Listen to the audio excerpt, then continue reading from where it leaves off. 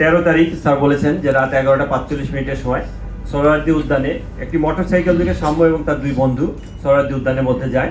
সোহরাওয়ার্দী উদ্যানের মধ্যে গেলে সোহরাওয়ার্দী উদ্যানের মধ্যে মূলত মাদক ব্যবসার একটা চক্র আছে।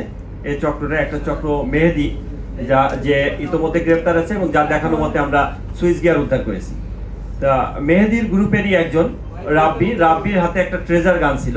ট্রেজার গান যেটা ইলেকট্রিক শক, সেই ইলেকট্রিক শকের ট্রেজার গানটা যখন শো করলে পরে তখন সেই ট্রেজার গানটা দেখে এই সাম্য সেই ট্রেজার গানটা কি এটা জানতে চাওয়ার একটা পর্যায়ে তাদের ভিতরে যখন ধস্তাধস্তি হয়, ধস্তাধস্তির একটা পর্যায়ে ওই মাদক ব্যবসায়ীর অন্য যারা আছে তারা ঘটনাস্থলে আসে এবং তাদের ভিতরে ধাওয়া পাল্টা ধাওয়া এবং ধস্তাধস্তির একটা পর্যায়ে হত্যাকাণ্ডটা ঘটে। উদ্যানের পরিবেশ এখন একদম স্বাভাবিক।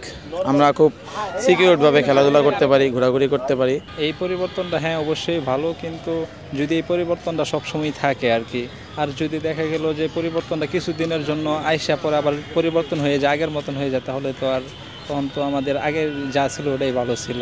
মাদক সেবন বিষয়টা হচ্ছে মানুষের মন মানসিকতা। এটা মানুষের মন মানসিকতা যত আপডেট হবে এই জিনিসটা তত আপনার প্রপারলি কমে যাবে।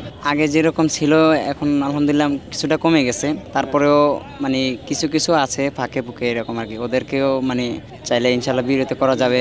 উদ্যানের পরিবেশ এখন একদম স্বাভাবিক। আমরা খুব সিকিউরভাবে খেলাধুলা করতে পারি, ঘোরাঘুরি করতে পারি। আগে একটা প্রবলেম ছিল, মানে ভিতরে ঢোকার মনে হতো যে পরিবেশটা অস্বাভাবিক ছিল, একদম বাজে অবস্থা ছিল। মানে যেখানে সেখানে ওপেনভাবে সবাই, কোনো এখানে দেখার কেউ ছিল না। পরে এই একটা দুর্ঘটনা ঘটার পরে ব্যাপারটা আর কি পরিবেশটা স্বাভাবিক হয়েছে। বাচ্চা পোলাপান বা ইয়াং বয়সের অনেকেই দেখতাম আশপাশে বসে নেশা করতেছে। এখন আগের থেকে অনেক পরিবর্তন হয়েছে, বা আগে যেরকম অশ্লীলতা ছিল ওটার থেকে অনেক কম, এখন আগের থেকে অনেক পরিবর্তন হয়েছে আর কি। এই পরিবর্তনটা হ্যাঁ অবশ্যই ভালো, কিন্তু যদি এই পরিবর্তনটা সবসময় থাকে আর কি, আর যদি দেখা গেল যে পরিবর্তনটা কিছুদিনের জন্য আইসা পরে আবার পরিবর্তন হয়ে যায়, আগের মতন হয়ে যায়, তাহলে তো আর তখন তো আমাদের আগের যা ছিল ওটাই ভালো ছিল। এখন যেভাবে চলতেছে বা যেভাবে অবস্থা বা যাই রাস্তাঘাট যেভাবে আছে, আশা করি যে অনেক আগের থেকে অনেক ভালো আছে আর কি। আগে থেকেও ভালো লাগতো, এখনও ভালো লাগে। এখন আগে থেকে অশ্লীলতা অনেক কমছে, তো এখন আগের থেকে আরও ভালো লাগে বেশি। মাদক সেবন বিষয়টা হচ্ছে মানুষের মন মানসিকতা। এটা মানুষের মন মানসিকতা যত আপডেট হবে এই জিনিসটা তত আপনার প্রপারলি কমে যাবে। আর ধরেন মানুষের মধ্যে যত বেশি হতাশা কাজ করে ততই মানুষ মাদকাসক্ত হয়।